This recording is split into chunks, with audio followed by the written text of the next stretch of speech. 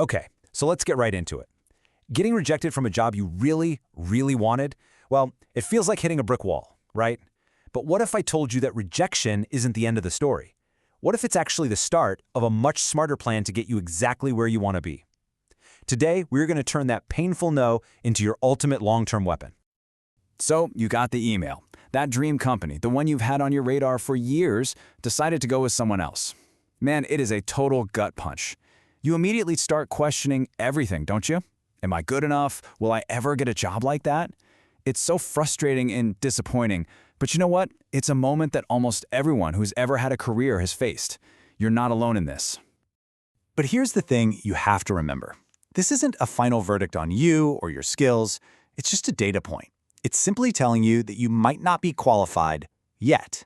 And that one little word, yet, that's where our entire strategy kicks off. So how do we get there? We're going to use this really powerful concept I call the stepping stone. Think of it as a long-term play, a kind of strategic detour that's going to eventually lead you right back to the front door of your dream company, only this time you'll have the key. Now, to really get this, we have to shift our perspective. For just a minute, I want you to stop thinking like a job applicant. Instead, I want you to start thinking like a professional baseball scout. See, they don't just look for players who are ready for the major leagues today. No, they find the real talent in the minor leagues, the ones who just need the right kind of experience to become stars. And this quote just nails it. As career coach Jeff Altman says, sometimes you need that time in the minor leagues to really get ready for the majors. Your dream company? That's the major leagues. And the stepping stone we're talking about? That's your time in the minors, a different company, one you choose strategically, where you're going to build the exact skills you need to get that call up to the big show. Okay, so the theory sounds pretty good, right? But where do you actually find these so-called minor league companies? How do you figure out the perfect stepping stone for your career? Well, it turns out the answer is probably already open in another tab on your browser. We're going to build a super simple 4-step game plan using LinkedIn. First, you just go to your dream company's page. Easy enough. Second, you find people who have the exact job you want, and you just study their career history.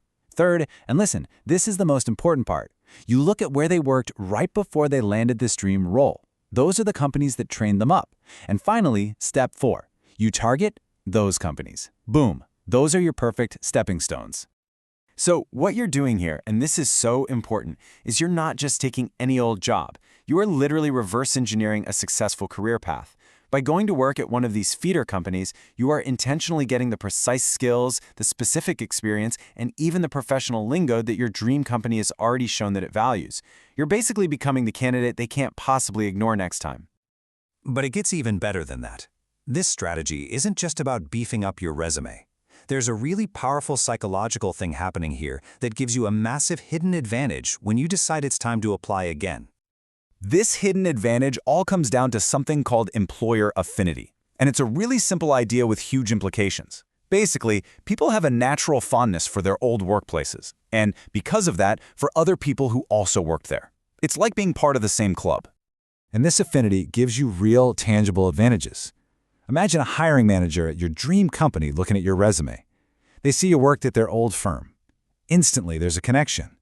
They know you speak the same professional language. They know you've probably been through a similar work culture. And it's immediate proof that you have the kind of training they already know and respect.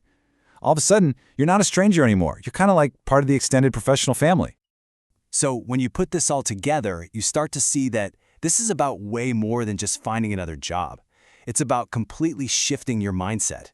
It's about going from seeing this rejection as a major setback to seeing it as the perfect setup for your future success. You know, it really just comes down to two totally different ways of looking at this. The short-term view, it's a dead end. This is the end of the line. I'm not qualified, I failed. But the strategic view, it sees nothing but opportunity. This is a chance to learn what I need. I can become qualified. This isn't a failure, it's just a data point. And that's really the bottom line, isn't it? This rejection isn't a judgment on you, it's information. It's like a free consultation telling you exactly what skills and experience you need to go get. The company has literally shown you the recipe for getting hired by hiring someone else. Now, all you have to do is go get the ingredients. So I'll leave you with this final thought. Please, stop looking at that rejection letter like it's a closed door. It's not. It's a map. They've just handed you a map.